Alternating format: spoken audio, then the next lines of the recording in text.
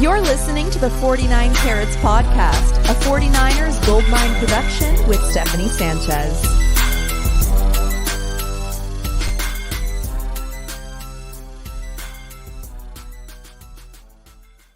What's going on, everyone? Welcome to another edition of the 49 Carats Podcast. I am your host, Steph, and today I'm going to be previewing the 49ers defense and how they match up against a quarterback making his first NFL start. How do they prepare for that exactly? We're going to talk all about it. Full disclaimer, I'm a little under the weather today. I've gone 3 years, nearly 3 full years without getting sick. The last time I was sick was after the NFC Championship game in 2020 when the 49ers beat the Packers at Levi's. I got sick after that. Haven't been sick since then. But this morning I tested positive with COVID. I am okay. I just have some congestion. I feel crappy here and there. It's just my first day, so we'll see what the rest of these days will hold for me. But for now, COVID's not going to stop me from doing this preview episode. We're going to get right to it. All right, here we go. Let's just jump right in and look at the practice reports for each team. Now, for the 49ers, by the way, today is Thursday, December 29th, so this practice report is for Thursday.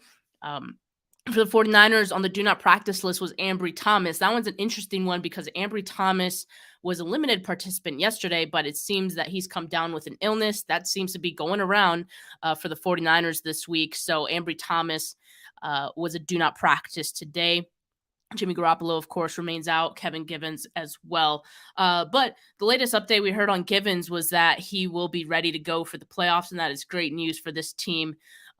As far as limited players go in today's practice, Eric Armstead, Kerry Hyder, Jordan Mason, Christian McCaffrey, Javon Kinlaw, all those players, it's really just managing their reps, managing, their snaps and making sure that they're not overexerted before the game on Sunday. And here's a nice one. Deebo Samuel, he returned to practice just 18 days after he suffered that injury where it looked like he would possibly be out for the season. Deebo Samuel practicing. He's an absolute beast. I know we're all happy to see him back out there, and he probably won't play this week. But it's great that he's already on the practice field. It's a good sign that he may be active for next week's game. Of course, Kyle Shanahan has alluded to wanting to get his players some snaps before the playoffs. So Deebo Samuel would definitely fall under that category. So that's some good news there. Now, as far as the Raiders go, I will say that I didn't see an updated practice report for them for Thursday today. So this is still from last week, just assuming that none of this has changed. The only change that I saw was Rock Ya-Sin, their cornerback, had been placed on IR. Now, they've also placed Chandler Jones and Denzel Perryman to IR this week. So at this point, again, there's not much to play for. They're benching Derek Carr. I don't really know if Josh Jacobs is going to play. Maybe Davante Adams doesn't play or plays limited snaps. I really don't know what to expect in this game, but I'm going to assume that those guys are going to play, except, of course, for Derek Carr. And limited yesterday was their tackle Jackson Barton and their backup running back Zamir White. So let's look at the Raiders offense as a whole this season. And I would like to point out that, of course, all of these rankings are with Derek Carr at quarterback. So I don't know how much of this changes with Jarrett Stidham, but I'll go over the list anyway. So here we go. The Raiders offense this season, they're 5th in average yards per rushing attempt. They are 6th in QB sacked percentage, 6th in giveaways per game, 12th in points per game, 12th in touchdowns per game, 12th in average scoring margin, 14th in yards per game, 15th in average time of possession, 15th in average rushing yards per game, 18th in third down conversion percentage, 20th in first downs per game, 21st in passing yards per game, 26th in red zone scoring percentage. That is just counting touchdowns in the red zone, and 29th in completion percentage. So Derek Carr, 29th in completion percentage this season, just completing 60.8, 85% of his throws this season. and they aren't that good or efficient in the red zone. They are only scoring touchdowns 50% of the time that they get to the red zone. Now, again, all of these rankings have been with Derek Carr at quarterback. So, again, I can't really say what it's going to look like for Jarrett Stidham, but I would imagine a whole lot would not change. And if anything, maybe a few areas get better, maybe a few areas get worse. I really don't know. Let's look at the battle of the trenches. I know this is always one of our favorites of the show. So I wanted to point this out really quick. Since coming back from his injury in week 13, Eric Armstead is 4th in the NFL in QB hurries and 12th in QB hits during that time frame. He's making a huge impact already in, him being back. I had coined him one of the most important returns to the team. When the 49ers had a bunch of injured guys out, I knew Eric Armstead, when he was going to come back, he was going to make a big difference, big impact on this team, and we are already seeing it. Now, I know the real question on everyone's mind when they look at the battle of the trenches is, well, will Nick Bosa pass the 49ers franchise sack record this week? Well, let's look at the Raiders offensive line to determine this. They have left tackle Colton Miller, who hasn't allowed a sack since week 8. They also have left guard Dylan Parham. He's allowed 9 pressures, 6 hurries, 3 sacks last week against the Steelers. That was his worst game of the season. I don't really know what happened there because of the previous week against the Patriots, who has Matt Judon. Is it Matt Judon, right? He's one of the top in sacks this season. He had a clean slate against the Patriots, so that's interesting. But then he followed that with one of his worst performances. And then their center, Andre James, has allowed a pressure in each of the last 2 games. He's allowed just 2 sacks this season. The right guard, Alex Bars, hasn't allowed a sack since week 12. And the right tackle, Jermaine Eluemunor, went 11 straight games without allowing a sack this season between weeks 3 and 14. And he allowed 2 pressures, 2 hurries last week against the Steelers. So, kind of gives you an idea of what the 49ers defensive line will be up against this week. But I will say this. I'm not sure. Okay. I'm going to say this with some confidence. The Raiders haven't faced a defensive line as good as the 49ers this season. So let's just say that they will have a tougher matchup this week. Of course, with Nick Bosa as well, playing with his hair on fire these last few weeks. He's been a madman out there trying to get that franchise sack record. He only needs 2 sacks in this game to tie it. He would need 3 sacks in this game to break the franchise sack record held by Aldon Smith, who is 19.5. Yes or no? Do you guys think that Nick Bosa will be able to break the record, the franchise sack record, this week? I'm optimistic. I would say yes. I think he's capable of it for sure. Now, whether he does is another question, but I think this sets up as a great opportunity for him. Now, moving on to the Raiders tight end, their pass catchers here. They have Darren Waller, okay? And he missed a lot of games this season, but since week 15, he's been back. And as you can see here, in week 15, he was targeted 3 times, caught all 3 of his passes, 48 yards and a touchdown. Week 15 against the Patriots. And week 16 last week against the Steelers, he had 5 targets, 4 catches, 58 yards, no touchdowns. But he's a guy. He's part of this offense. He's probably one of the more targeted pass catchers in this team, besides Davante Adams, who we're going to talk about here in a bit. But keep in mind, the 49ers defense is limiting opposing tight ends to just 35.6 yards a game on average, and they've allowed just 3 touchdowns to tight ends this season. I don't see that I don't see that changing in this game. So I think Darren Waller may just fade to the background, but at the same time, a lot of quarterbacks who don't have a lot of experience will lean on their tight ends. So that could give Darren Waller some extra targets, some extra opportunities. We'll just have to see if Stidham uses Darren Waller as a crutch in this game. Moving on to, the biggest challenge of this game. Wait a second. Philip Bonger here says 4 sacks this week for Nick Bosa. I like that prediction right there. 4 sacks. And Michelle here says Bosa ties the sack record this Sunday. Yes, I think it's more likely that he ties the 49ers franchise record. But, I mean, the all-time NFL record is still up for grabs. I think that one's a bit of a long shot, but hey, anything can happen. Nick Bosa has been playing some phenomenal football as of late. You can tell that he wants it. So in that regard, he can totally get it. But let's talk about Raiders wide receiver Davante Adams. We have some familiarity with Davante Adams, right? And all the times that we've played against the 49ers have played against him with his time on the Packers.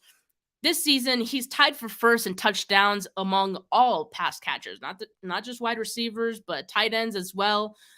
He's second most in targets, 5th most yards this season. And the interesting thing, though, is he hasn't scored a touchdown in 3 weeks, so maybe he's due. We're looking at a route chart from his game back in, what day was that? I don't know what week that was. When did he play Denver? That was I think it was week 11 or something like that. He had 7 receptions, 141 yards, and 2 touchdowns. And the reason I chose this game specifically to show you guys was because the Denver's defense is pretty good. I wouldn't say they're better than the 49ers, but they're up there. Of course, their offense does not help them out, so they end up giving more points that way because they get gassed at the end of games. But just to show you guys, Davante Adams, still very good. Broncos as well have Patrick Surtain, one of the better young corners in this league. So he was able to hang 141 yards and 2 touchdowns on them earlier this season. So he's a guy that's going to get his, I think, regardless of who's going to be under center. So that's something to consider in this game.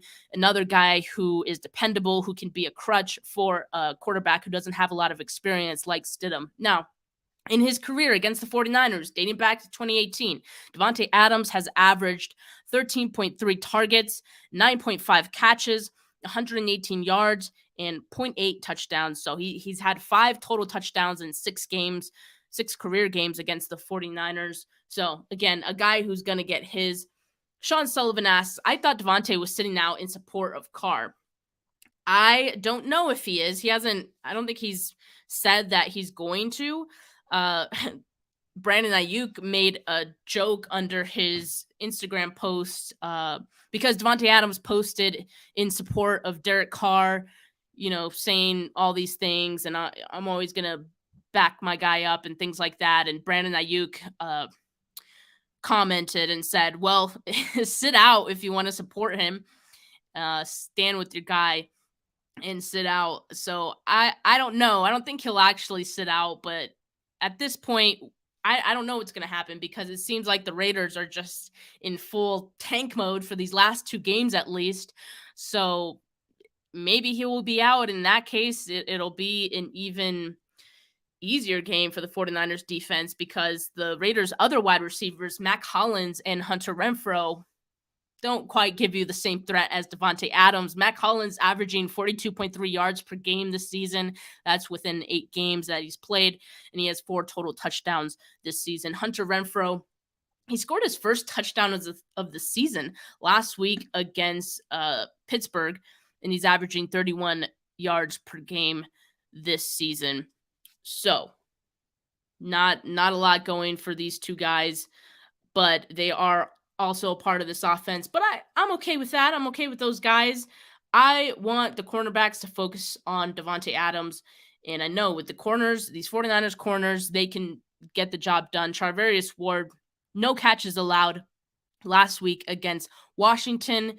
And that was a pretty good, a challenging matchup, I would say, because Terry McLaurin, Jahan Dotson, those are really good receivers right there. I know Heineke and Wentz aren't exactly the the best quarterbacks out there right now, but those two receivers are really good. So to not have allowed any catches last week, I think, again, it just speaks to how good Charvarius Ward has been this season. He's allowing less than 50 receiving yards in 13 of the 15 games played that he's played this season. And according to PFF, he hasn't missed any tackles this season. In fact, he's one of 4 players that have actually, that's in my next slide. So let me not get ahead of myself here. Let me jump over to Deommodore Lenoir. He has 5 stops in his last 2 games, and he hasn't allowed a touchdown this season, even still. So Lenoir, growing each and every week. I know he's not Emmanuel Mosley, okay? So there's always that missing, that aspect. And a lot of people this week have started talking about, well, if there's any flaw in this defense, what is it? And most of the time it is the secondary would be the answer. And that's not to nitpick. That's just kind of the truth. But I think a part of that is the fact that, teams aren't able to run the football at all against the 49ers. So by nature, they're going to have to throw the ball more. And, also just the fact that, Charvarius Ward has been so good. Maybe Lenoir gets, some more targets sometimes. And also teams get down early against the 49ers. That's been a thing for, this eight game win streak. And so that's going to have teams passing more as well. So, for the secondary to be allowing some catches is more so just because that's all that teams have to do. And so, yes, I do still feel like there's some things that can tighten up in that regard. But all in all, I like how Charvarius Ward and Deommodore Lenoir have been playing. Now, here's what I was talking about earlier about Charvarius Ward and Tashaun Gipson. There are just 4 players who have managed to not miss any tackles while playing at least 50% of their team's snaps this season. This is per PFF. Tashaun Gipson, Charvarius Ward are 2 of those 4 players that have not missed a tackle this week, despite playing at least 50% of their team snaps. These guys have been so important on the back end, and we talk about it week after week how good this defense is at tackling, and it helps when you have so many guys who can be sure tacklers. They're not going to get a lot of yardage. Everything is completely earned with this defense. Let's talk about Jimmy Ward. Since week 12, he has 2 interceptions, a forced fumble. Since week 14, he's allowed just 5.6 yards per receptions, and he has 9 stops. So he's really come along as a slot corner this season. It seemed like he was a little uncomfortable with it at first, but I keep, every week I'm going to sing his praises because of how he's really embraced this challenge and how, he's really turned it around in these last few weeks to pretty much improve week in and week out as a slot corner, and it's been impressive. It's been beneficial for this defense, and as we know, it's led to some turnovers for this team. So got to give some flowers to Jimmy Ward once again. Let's talk about the Raiders running back, Josh Jacobs, because he is also a very talented guy on this team. It makes you wonder how the Raiders were so bad this season. Josh Jacobs is first in rushing yards this season with 1,539 yards. He's averaging 5 yards per carry this season. That's crazy. And he has 11 rushing touchdowns. He also averages 24.6 receiving yards per game. So a bit of a involvement out of the backfield as well. But here's what I wanted to point out. Last week against the Steelers, which is kind of where things kind of just imploded for the Raiders, Josh Jacobs had 15 carries, 44 rushing yards. That was good for a yard per carry average of 2.9. That is one of his lowest of the season, both in carries and yards per carry average. So maybe this is a sign of the times for the Raiders. Maybe this is a sign of more things to come, especially against this 49ers defense, who is still in week 17, allowing the least amount of rushing yards to teams this season.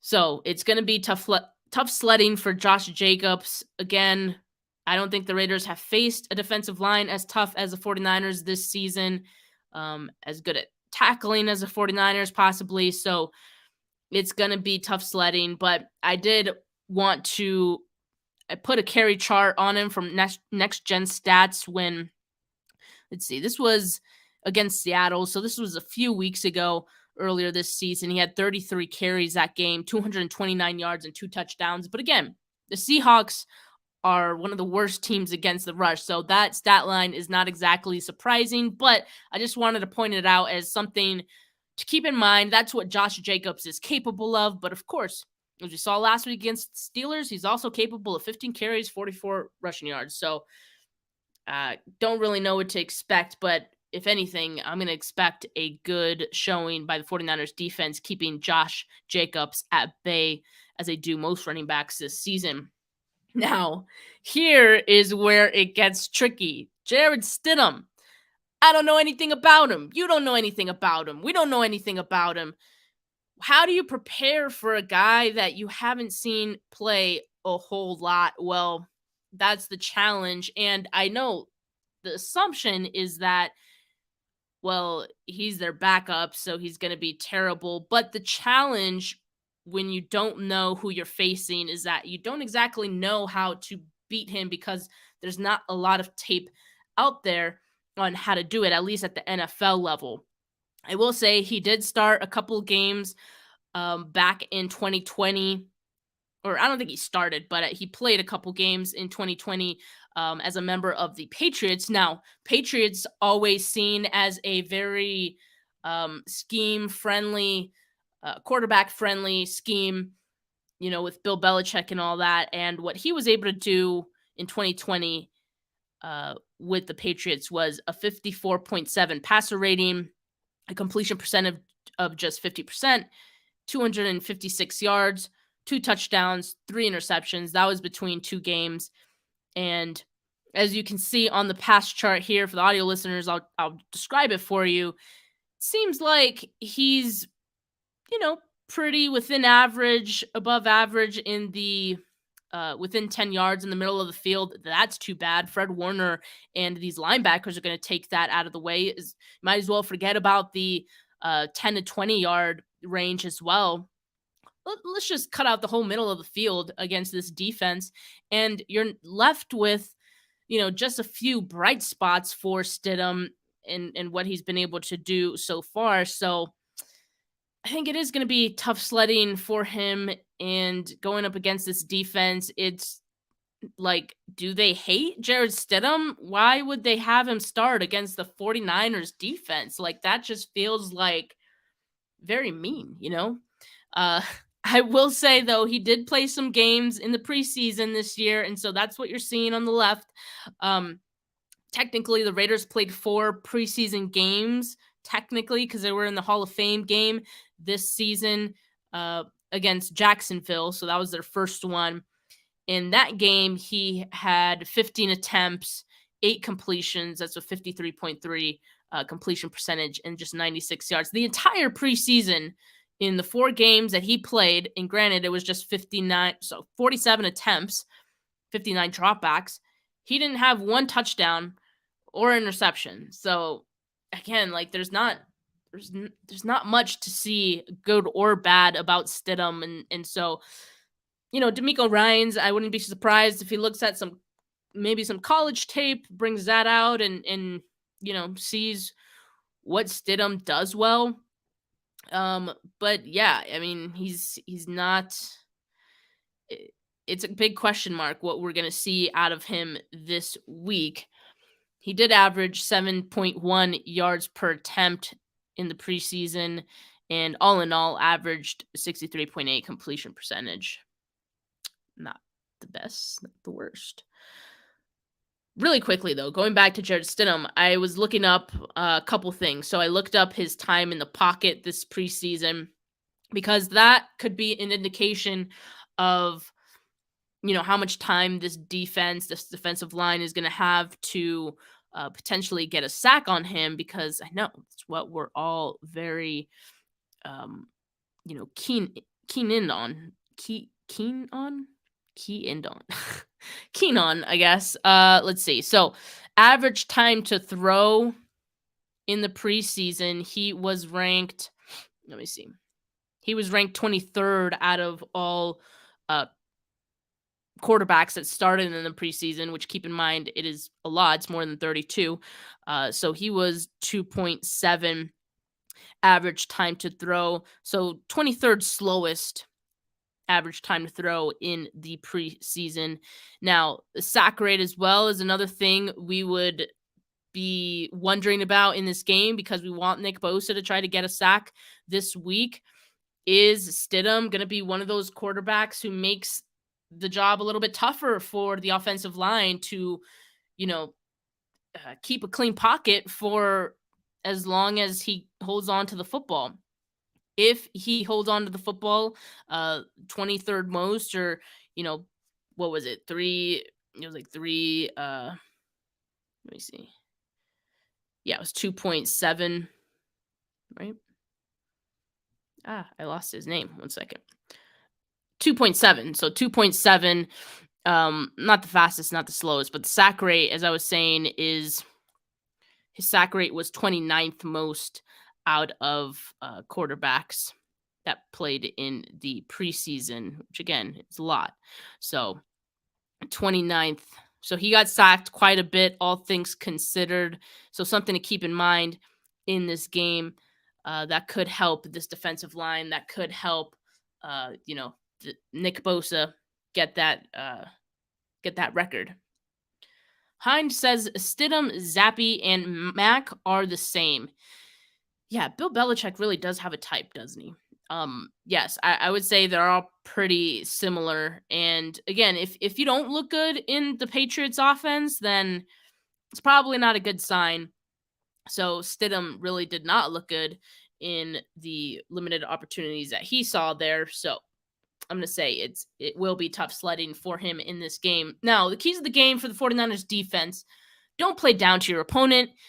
It's so possible in this game when you are heavily favorited to win, when you know you're playing the backup quarterback, when you know the Raiders have just given up, or so you think.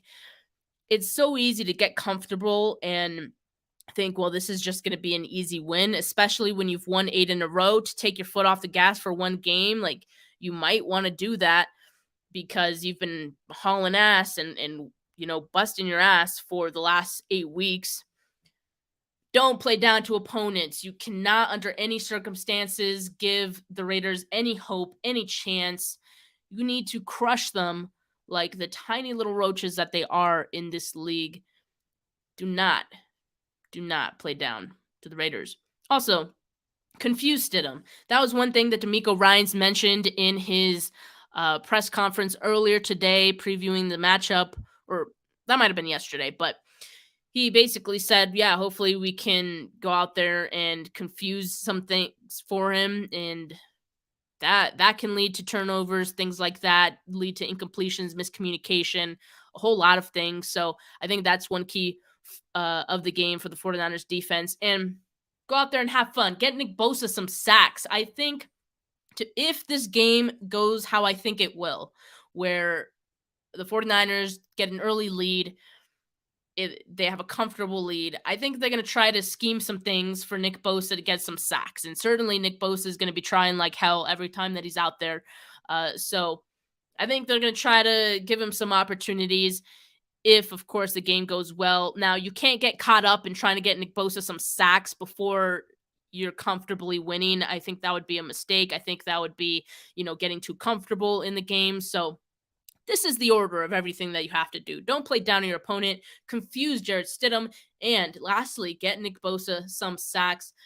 Those are my keys of the game for the 49ers defense. All in all, I think the 49ers absolutely cruise past the Raiders. They should crush them. My prediction would be, I didn't think about this beforehand, but I'm going to say 38-6. 38-9. I'll be nice. 9. They'll give up a late field goal. How about that? Hind asked, do you think Kinlaw gets more snaps?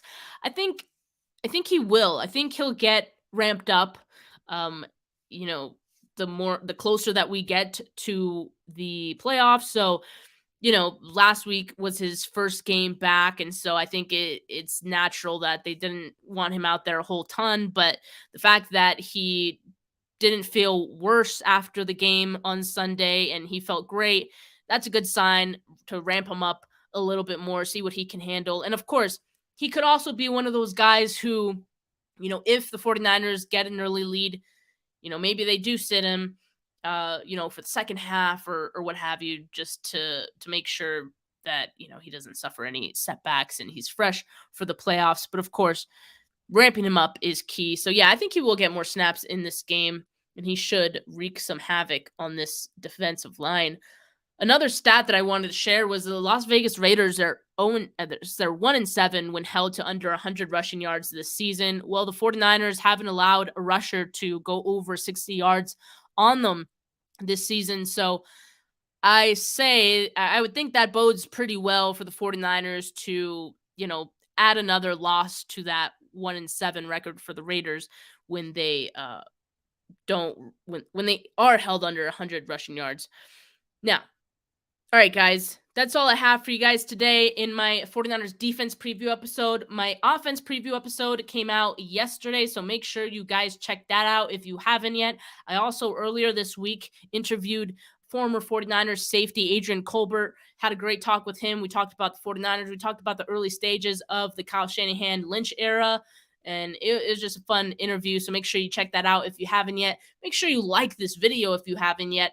Make sure you subscribe if you haven't yet, and if you're an audio listener, make sure to leave a rating. It helps me a ton. All right, guys, have a good rest of your Thursday, and I'll talk to you guys after the game. Peace.